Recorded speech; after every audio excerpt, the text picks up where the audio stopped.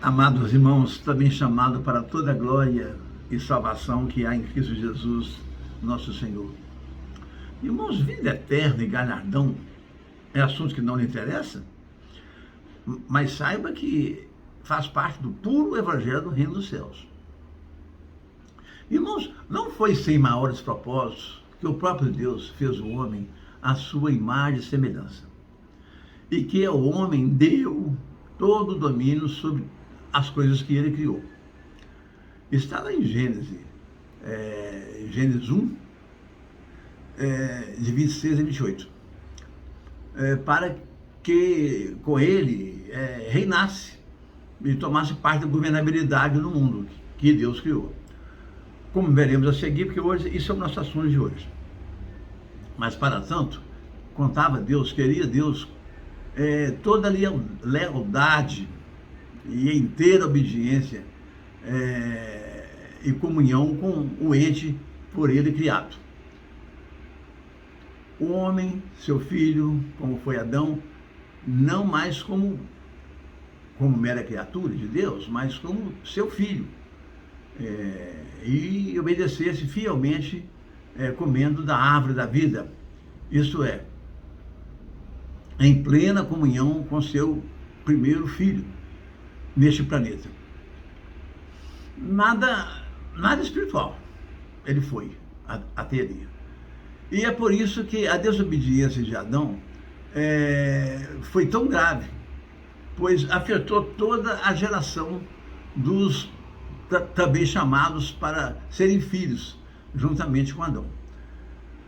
Isso até que viesse o Salvador, pois assim como entrou o pecado no mundo pela desobediência de um único homem, através de apenas um outro homem, como um último Adão, saísse o pecado do mundo igualmente. Mas agora é pela obediência e não pela desobediência. Conforme está em 1 Coríntios 15, do versículo 45 a 49. Também em Romanos 5, de 12 a 19. Assim, em princípio, nós, os gentios, não estávamos incluídos neste plano divino, né? Conforme está lá em Romanos 11, 11, até o versículo 24. Pois como gentios, éramos apenas criaturas, e não filhos. Mas o povo da geração dos filhos de Deus, se constituindo como religiosos, passou a aborrecer Deus, o Pai Criador, de forma tamanha que o próprio Deus passou a rejeitar o judaísmo, os desobedientes, estendendo assim o leque dos predestinados, que somos nós, conforme, e a nós, né? Está em Isaías 61, não é? Fui buscado por quem não perguntava por mim. Fui achado por aqueles que não me buscaram. A um povo que não se chamava pelo meu nome, eu disse, eis-me aqui.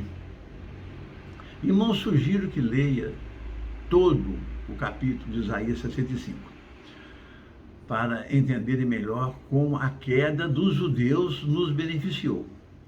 Deus ainda alcançou muitos judeus que foram convertidos, mas os religiosos foram amaldiçoados ao rejeitarem Cristo Jesus, nosso Senhor Jesus Cristo, como um segundo Adão, né, que veio para os que veio para os seus, mas os seus não o receberam.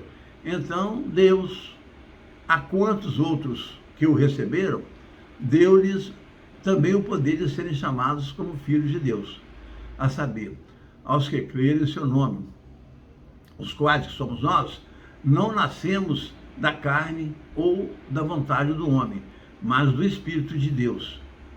Nós, os gentios, que nos tornamos hoje como filhos de Deus. Isso tudo está em João 1, de 11 a 13. Assim, passamos de meras criaturas de Deus, para também sermos chamados de filhos. E agora, como filhos, também somos herdeiros. Herdeiros de quê? Herdeiros da herança, a que os judeus perderam em nosso favor. Deus, ao nos fazer como sua imagem e semelhança, quer que sejamos deuses com Ele, pois a sua intenção é que nós, de coração puro, a Ele dedicados, participemos da governabilidade e da administração deste planeta, deixando o mundo de alguma maneira melhor do que o mundo que encontramos quando aqui chegamos. Pois aquele a quem Deus dirigiu sua palavra é por ele mesmo chamado também de Deus. Não se assuste com isso, porque isso aí está escrito, conforme está em João 10, de 34 a 35. Acerca disso, recomendo meditarem sobre o Salmo 82, onde é dito que Deus não vive entre os ímpios, mas mora na congregação divina, no meio de deuses, estabelecendo julgamentos segundo ele, para que nós julgássemos segundo ele, nos dizendo para não tomarmos o partido dos ímpios, mas a fazer justiça ao fraco e ao órfão e necessitados, retirando esse povo que sofre da mão dos ímpios, pois não, eles não sabem de nada, né? Não entendem nada. Deus nos chama de deuses por sermos filhos do Altíssimo. Nos manda levantar e julgar a terra, pois a nós pertence a herança de todas as nações. Isso está em João 7, 24, que ele diz: não julgue pela aparência, mas segundo a justiça que é em Deus. Sei que dessas coisas nem sequer se menciona no mundo religioso, pois galardão é reconhecimento de quem trabalha e não a quem nada faz. Então daí nosso encargo de mostrar pérolas do reino dos céus, do evangelho do reino dos céus, das quais depende nossa herança entre os justos, que herdarão e julgarão e herdarão a terra.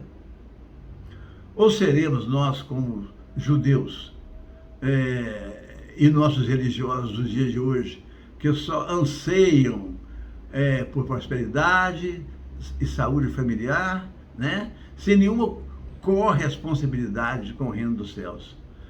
Mas não é assim que nos ensina o evangelho do reino dos céus. Pois se não guardamos o ensinamento de Cristo, somos do anticristo. Eu já falei isso em outro vídeo, em Mateus 12, 30. Lembra? Quem não é por mim é contra mim, pois nem sequer o amamos, não é?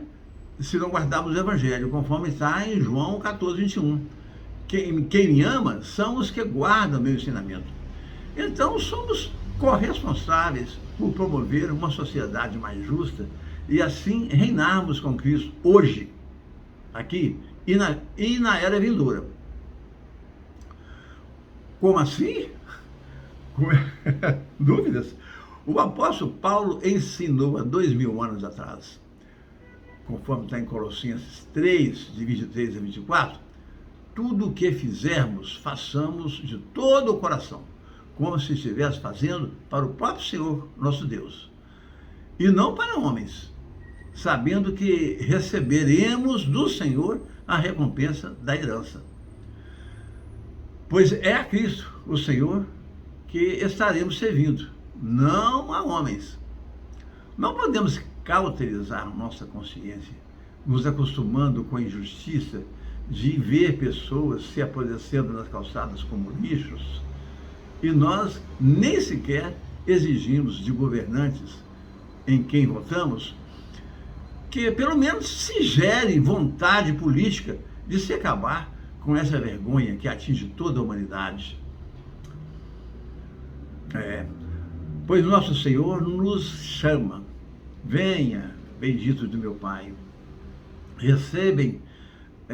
recebam como herança o reino que lhes está prometido. É uma promessa de Deus, desde a fundação do mundo. Pois eu, Jesus, senti fome e me alimentaram. Eu estava morrendo de frio e você, ó, me agasalhou. Estava desesperado no leito do hospital ou no presídio quando eu estive preso e você me visitou. A esse respeito, leia com cuidado o grande julgamento, conforme está em Mateus 25, de 34 a 46. E neste mesmo sentido, há 2000 anos atrás, Paulo já advertia aos coríntios, conforme está em 1 Coríntios 6, 2. Ou desconheceis que os santos julgarão todo mundo? E se o mundo será julgado por vós, como sois incompetentes para julgar assuntos de tão menor importância? Cristo nos promete galardões, não para que exercitemos a nossa vaidade ou ele nos corrompindo o nosso coração, mas para nos despertar que há uma realidade espiritual a ser vivida no porvir, quer queiramos ou não. Isso exemplifica assim, conforme está lá em Lucas 19, de 11 a 27. Muito bem, servo bom e fiel, lhe dei 10 minas e me rendeu outras 10 minas. Terá, portanto, autoridade sobre 10 cidades. Ao segundo, que ganhou 5 minas e rendeu 5 minas, disse, terá também autoridade sobre 5 cidades. Somos chamados no reino dos céus como coparticipantes na governabilidade do mundo, tal como o próprio Cristo nos mostra, não é? Em Lucas 22, 29, assim como o Pai me confiou o reino, eu também a vós confio. Lucas 22, 29, né? Agora, lá em Apocalipse 3, 21, ao que vencer, dar-lhe-ei a sentar comigo no meu trono, né? Em Apocalipse 24, vi tronos para os que recebem autoridade para julgar. São os que viveram aqui, né?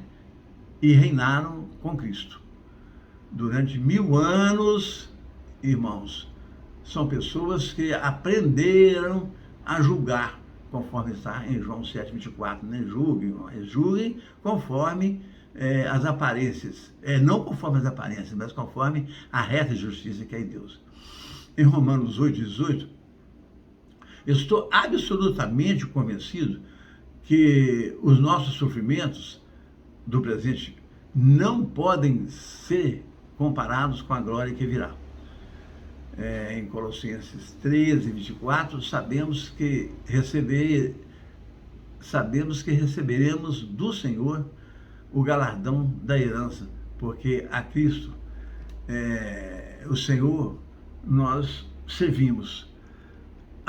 A paz do nosso Senhor permaneça com cada um.